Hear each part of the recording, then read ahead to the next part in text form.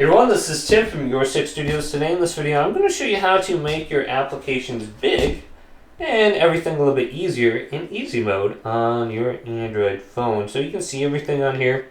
It's a little bit easier. You can like add your contacts and stuff right here. Just click it and make sure you go to allow. And then you can just tap on them. And then you got all these different options and everything's just a little bit larger. We got the magnifier right here while using this app. You can zoom in and out. But yeah, just go to the top right, go to settings, and everything's larger.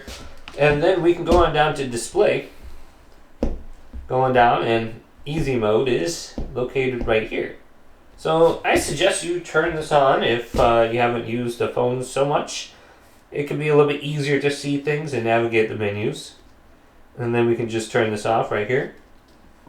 And everything's a little bit smaller. So yeah, I like this. From time to time, maybe I'll turn this on my dad's phone. Hopefully this video did indeed help you out. Leave it a big thumbs up and subscribe to my channel down below.